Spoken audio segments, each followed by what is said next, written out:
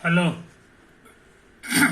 Hello मेरे प्यारे प्यारे दोस्तों, आपका मेरे चैनल में स्वागत है। मेरे चैनल का नाम है रजनीकांत सिन्हा। ये यूट्यूब का चैनल है।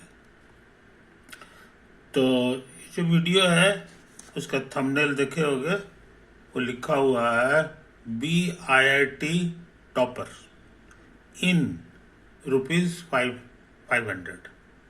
तो 500 रुपया खर्च करना है मेरे दोस्त, है कि नहीं। और दुनिया का सबसे सुखद बात, IIT टॉपर बनने का समाचार प्राप्त कर लो, है ना। तो ये मौका है, इस मौका को लाभ उठा लो, है कि नहीं। तो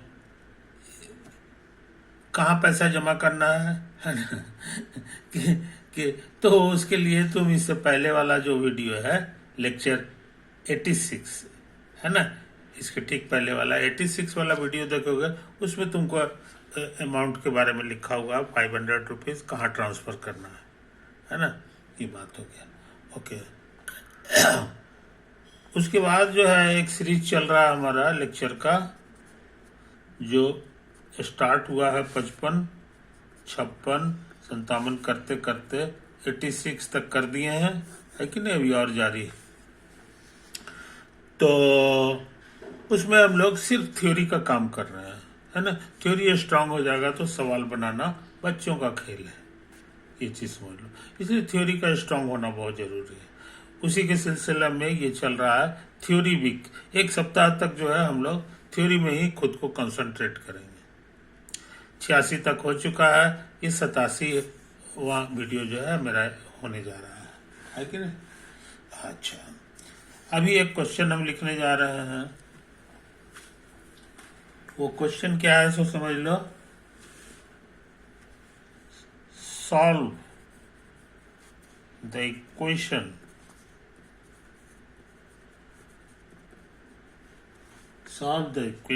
dy by dx बराबर x² प्लस y², है ना।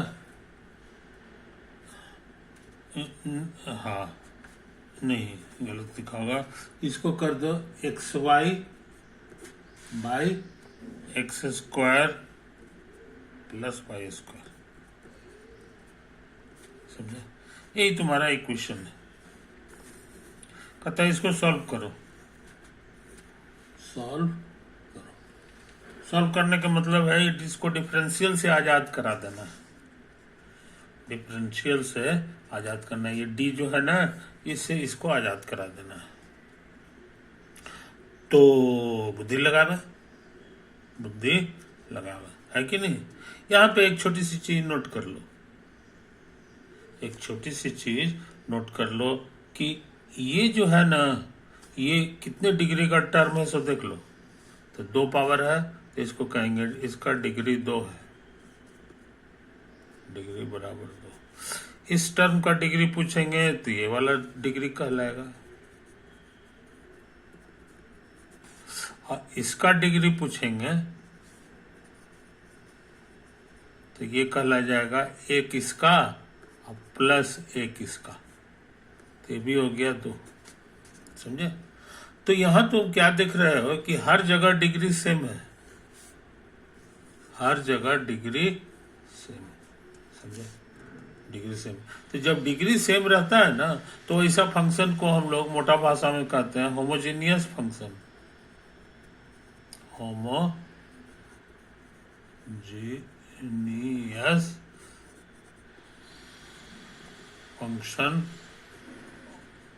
Function in x and y। ये फंक्शन 2 वेरिएबल का है ना। ये भी वेरिएबल है और ये भी। अभी सवाल बना नहीं रहे हैं, अभी हम कुछ चीज बताना चाह रहे हैं कि हम लोग बोलचाल में कहते हैं कि ये होमोजेनियस टाइप का क्वेश्चन है कि नहीं। हर जगह डिग्री जो है सेम है। अच्छा,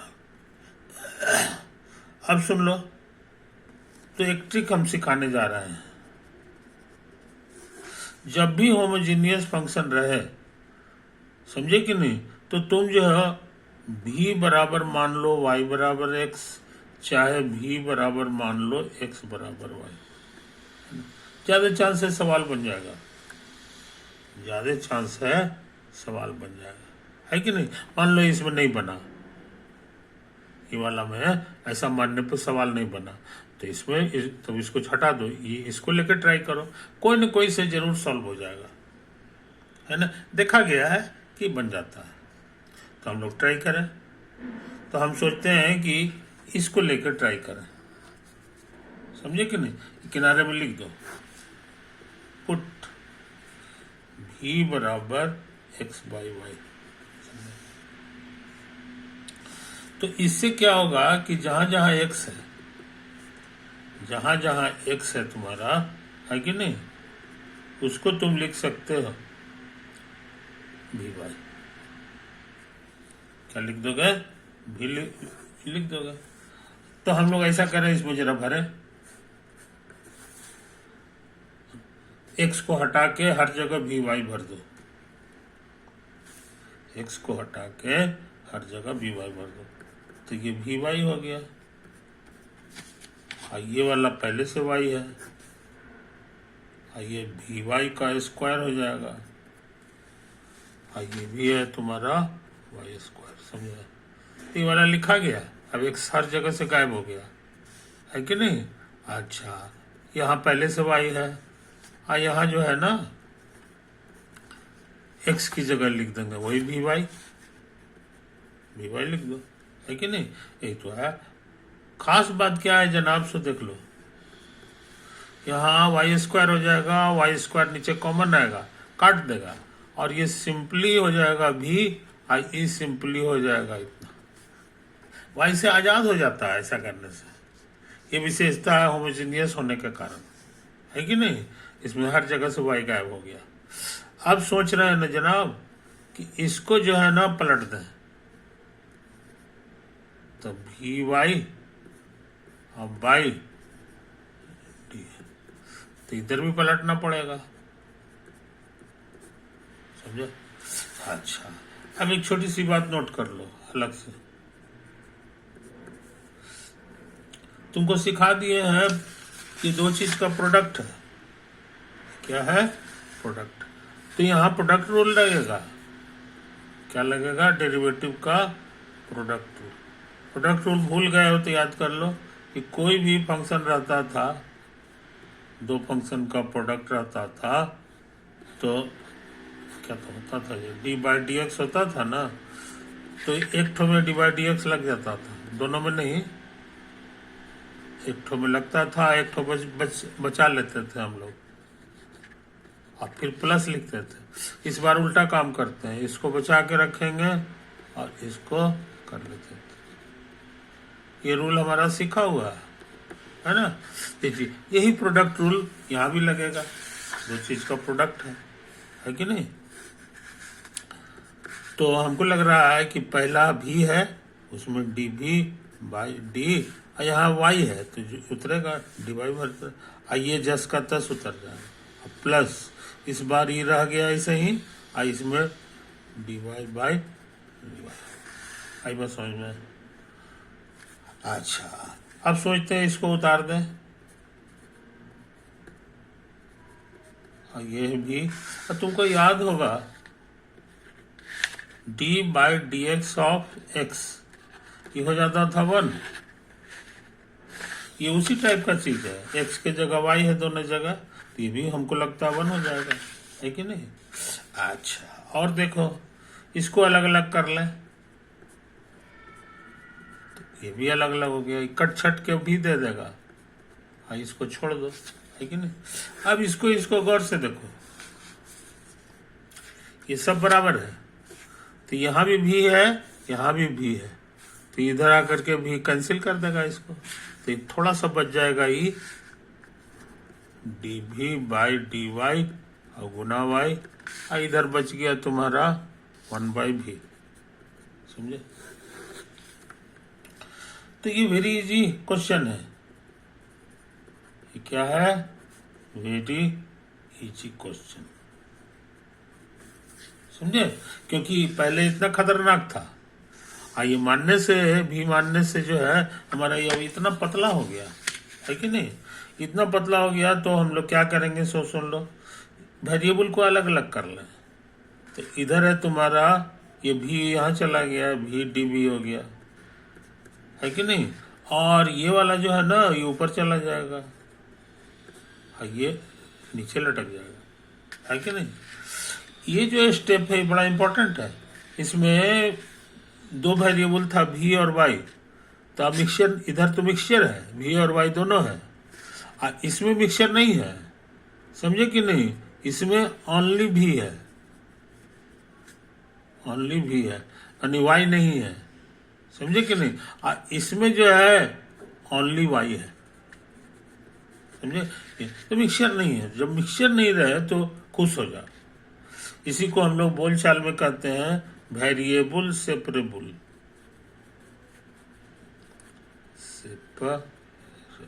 है कि नहीं। एक तो है, यहाँ पे वेरिएबल सेपरेबल नहीं था, एक्स वाई एक दूसरे में इतना उलझा हुआ है कि एक्स एक तरफ हो वाई दूसरी तरफ हो, ऐसा बनाना पॉसिबल नहीं था। लेकिन ये सपोज कर लेने से, क्या सपोज किए थे जी, हाँ इका पुट किए थे, इसको हटा दो। तो ये भी बराबर एक्स बाई वाई मानने से फायदा ये हो गया कि अब हमारा वेरिएबल सेपरेबल हो गया। जब वेरिएबल सेपरेबल हो जाए तो इधर एंटी डेरिवेटिव लगा दो, तो इधर भी लगाना पड़ेगा, है ना। ये तो है कहानी, सॉरी एक्स नहीं है, ये भी है कि नहीं। अच्छा, अब तुम्हारा ये वाला सवाल बनाया हुआ है एक्स डी एक्स, यहाँ कुछ नहीं है, मतलब एक्स पे एक पावर है। अब पावर का नियम सिखा दिए हैं, एक पावर जुटता है और उसी से भाग लग जाता है। कहने का मन एक्स स्क्वायर बाई 2 है, उसी नियम से ये एक्स डी एक्स था, ये है भी डी बाई, तो एक एक्स की जगह तो ये हमको लगता हो जाएगा भी स्क्वायर बाई 2, बस, है कि नहीं। अच्छा, तुम्हारा एक चीज और सीखा हुआ है, वो है तुम्हारा anti derivative of D x by x, तो ये हो जाता था नेचुरल लॉग एक्स। ये उसी शकल का क्वेश्चन है, तो ये क्या हो जाएगा ये बताना आसान है, ये नेचुरल लॉग वाई हो जाएगा, है कि नहीं। यहाँ एक्स था तो एक्स लग जाता था, यहाँ वाई है तो वाई हो गया, है कि नहीं। अच्छा, ये आधा हो गया। अब भी क्या था ये मत भूलो, भी क्या था ये मत भूलो, भी तुम्हारा यहां से था एक्स बाई वाई, तो ये हो गया एक्स बाई वाई, ये स्क्वायर कर दो, समझा। हर जगह एंटी डेरिवेटिव से आजाद हो गया है। तो जब हम तुमको बताया एंटी डेरिवेटिव से आजाद हो जाए तो लास्ट में क्या करना चाहिए, सी जोड़ देना चाहिए, और ये हमारा एनी कांस्टेंट, एनी कांस्टेंट है 1 2 3 4 1.1 2.1 जो इच्छा है भर दो। तो तुम्हारा सवाल बन गया है, क्या बना सो समझ लो, x square by 2y square, यहां से x square by 2y square बराबर, अन्ना हो तो इसको भी इधर ले आओ, तो कर दो माइनस नेचुरल लॉग वाई बराबर सी, है ना। हम लोग अंत में लिख देते हैं this is the required general solution, this is the required general solution of the given differential equation, given differential equation, समझे। ये जो सवाल था उसका सॉल्व करना था, तो उसका सॉल्यूशन हम लोग खोज लिए, सॉल्यूशन हम लोग खोज लिए, है कि नहीं। तो इसको जो है हम लोग साफ सुथरा ढंग से लिख लें कैसे बना है, तो तुम देख ही रहे हो, है ना। मोटा मोटी क्या था, क्वेश्चन था कि solve the following differential equation. Differential equation. वो क्या था सो समझ लो, वो था dy बाई डी एक्स बराबर x y by x square plus y square, ये तो था। इसका आंसर हम लोग क्या खोजे थे? इसका आंसर हम लोग खोजे थे x square by 2y square minus natural log y अब बराबर C, where C is an arbitrary constant. Arbitrary constant, समझे? कोई दिक्कत? जैसे सी हम लोग ले लें 1 तो सॉल्यूशन हो जाएगा, सॉल्यूशन जो हो जाएगा वो हो जाएगा इतना बराबर 1। कहोगे नहीं अब सी थोड़ा सा बदल दीजिए तो 1.1 कर देंगे। 1.1 तो यहाँ सब कुछ वही रहेगा, ये 1.1 लिखा है कि नहीं? कहोगे कि नहीं अभी और दूसरा चीज रखिए, 0.9 रखिए, तो 0.9 रखेंगे तो इक्वेशन बदल के ये हो जाएगा।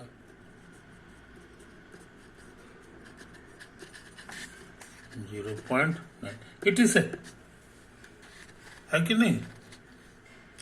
तो तुमको पता है कि हर इक्वेशन का एक कर्व हो जाता है कि नहीं? It represents a curve, it represents a curve in the xy plane। xy plane में ये कर्व को रिप्रेजेंट करता है, और उसी तरह से ये भी एक कर्व को रिप्रेजेंट करेगा। This also represents a curve, उसी तरह से ये भी एक कर्व को रिप्रेजेंट करेगा।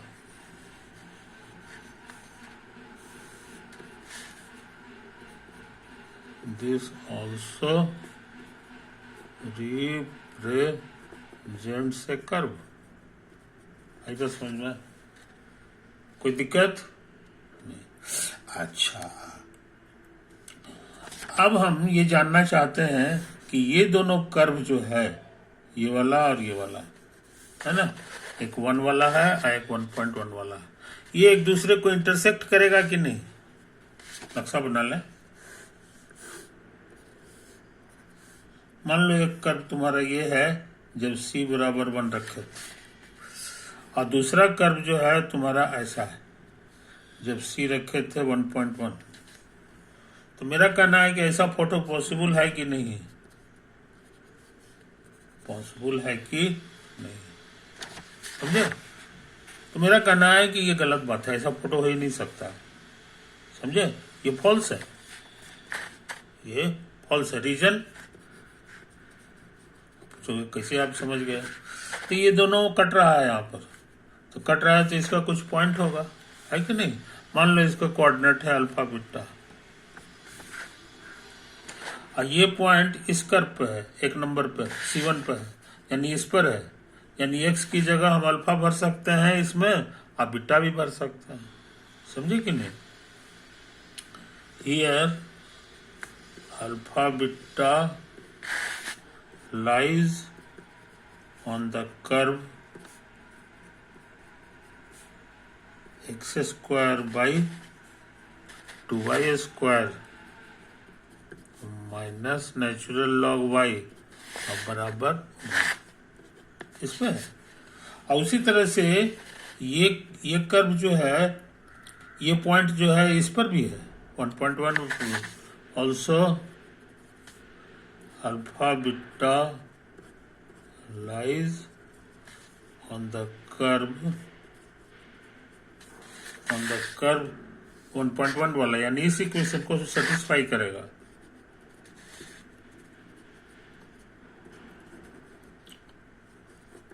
और 1 पॉइंट, समझे? ये इस पर है इसलिए इसको सेटिस्फाई करेगा। कहने के माने हम x की जगह अल्फा और y की जगह बीटा भर सकते हैं। तो अल्फा स्क्वायर और 2 beta square minus natural log beta बराबर 1.1 है कि नहीं। और वही काम यहाँ कर दो, ये पॉइंट इस पर भी है तो इसको भी सेटिस्फाई करेगा।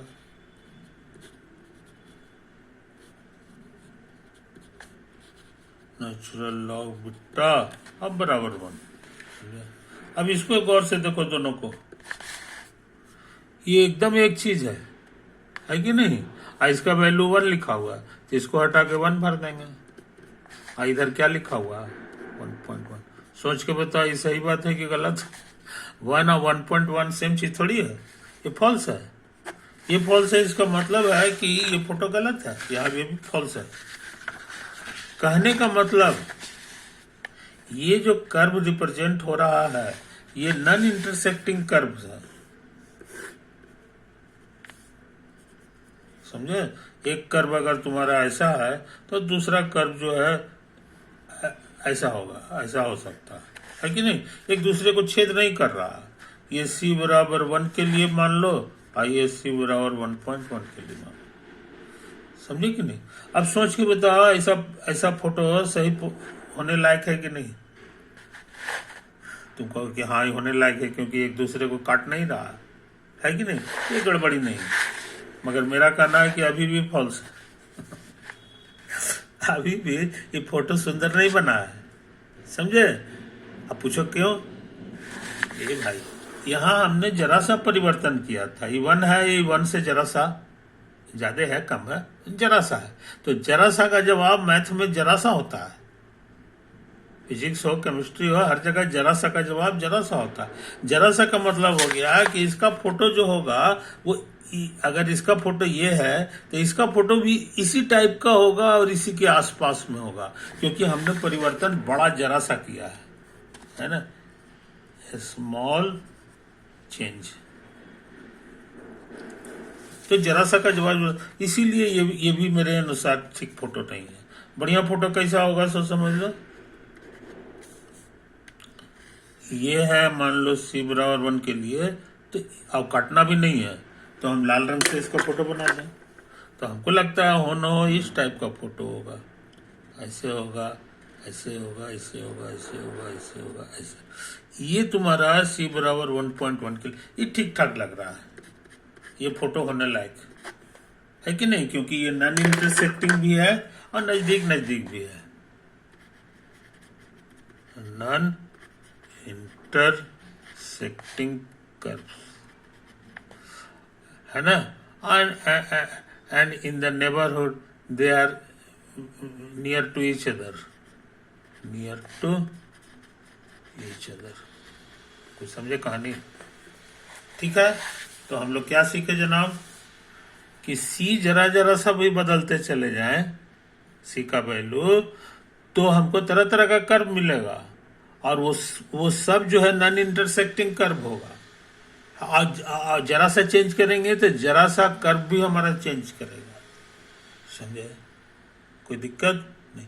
इसीलिए ये एक कर्व को रिप्रेजेंट नहीं करता है, क्योंकि सी हमको बदलना है, आर्बिट्ररी कर्व है। ये सिस्टम ऑफ कर्व को रिप्रेजेंट करता है।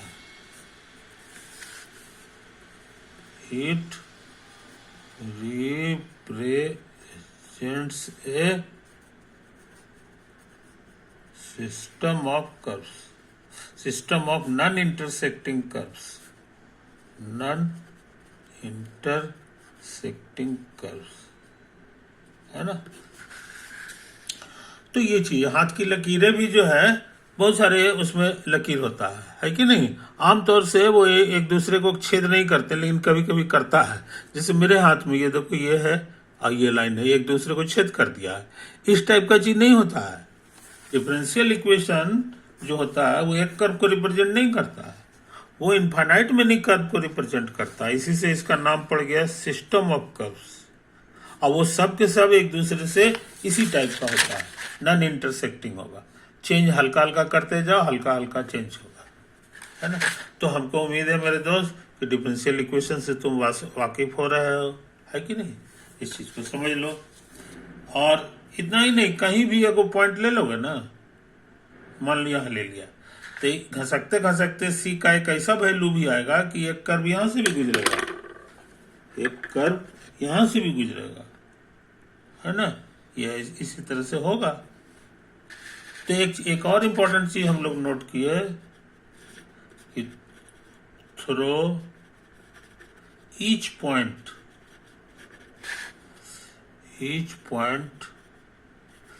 there passes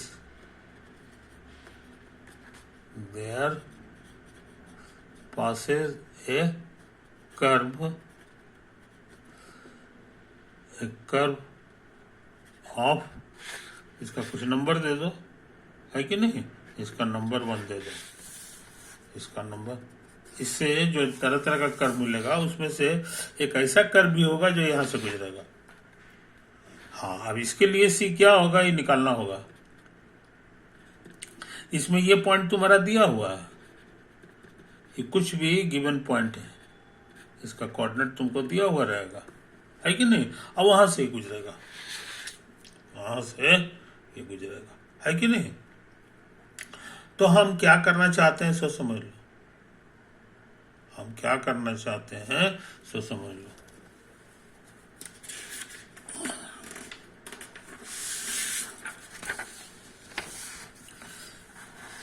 देखो इसी क्वेश्चन की बात कर रहे हैं।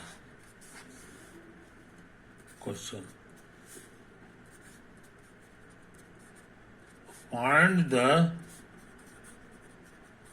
इक्वेशन ऑफ द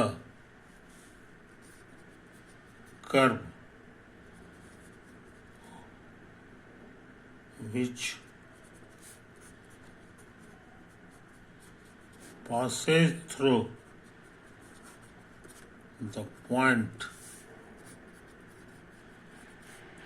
1 1, x की जगह भी 1 है, passes through 1 1। अच्छा, and it satisfies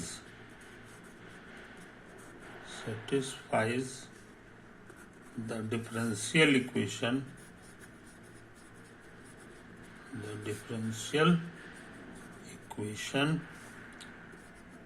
यही वाला, ये डिफरेंशियल इक्वेशन ले रहे हैं, dy बाई डी एक्स बराबर एक्स वाई बाई इतना, है ना। आंसर करने जा रहे हैं, समझे। अब इसको सॉल्व करेंगे तो यही वाला आंसर आ जाएगा। It's solution is x square minus 2y square minus natural log y बराबर से, समझे। तो इसमें सब कुछ ठीक है, खाली सी पता लगाना है, सी पता लगाना है। Since it passes through 1 1, we get, क्योंकि ये इस पॉइंट से गुजरता है इसीलिए इसको सेटिस्फाई करेगा, तो हम लोग भर दें। इसके जगह ये x के जगह भराएगा और ये y की जगह भराएगा, तो भर दो। तो 1 square by 2 into 1 square minus natural log 1 बराबर से, ये कांस्टेंट है, इसमें तो कुछ भराएगा ही नहीं, यही तो आया है। अब इसको सिंप्लीफाई कर लें, इसको तो ये 1/2 हो गया, और नेचुरल लॉग 1 है। नेचुरल लॉग 1 कितना होता है तुमको याद होगा, हम कई बार बता चुके हैं, 0 होता है। तो कुल मिलाकर हाफ हो गया। तो इतना मेहनत करके हम लोग सी का वैल्यू पता लगा लिए, सी बराबर हाफ, इसी में भर दो।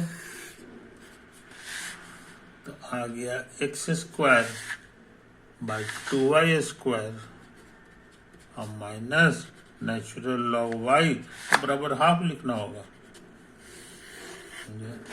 दिक्कत। तो नक्शा देख लो, एग्जैक्ट नक्शा तो नहीं होगा, ये है हमारा 1, 1, तो यही पॉइंट हो गया तुम्हारा 1 1। और 1 1 से गुजरने वाला जो लाइन है वो यही वाला है कि नहीं? यही तो है। अब इसका फोटो बनाएंगे तो कुछ आएगा फोटो। मान लो इसका फोटो तुम्हारा यही है,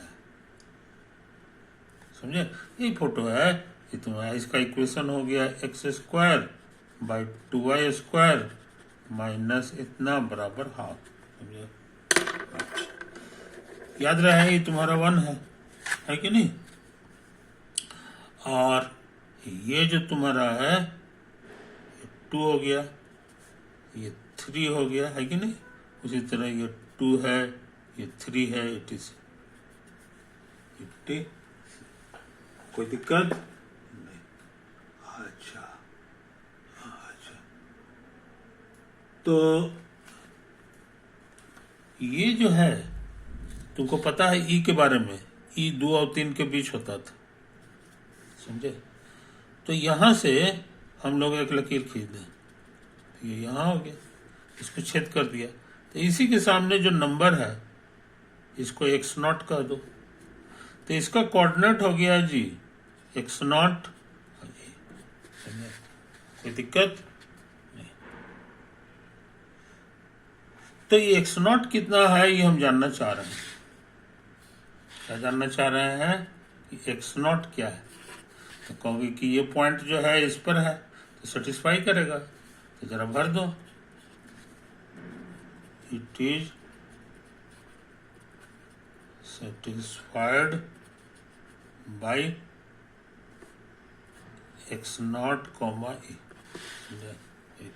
तो भर के देखो x की जगह ही भरेंगे, y की जगह इसको भर देंगे, तो आ गया x0 का स्क्वायर अब बाई 2e² और नेचुरल लॉग e अब बराबर हाफ। आई बात समझ में? ये तो आया है। अच्छा, और नेचुरल लॉग e कितना होता है याद होगा?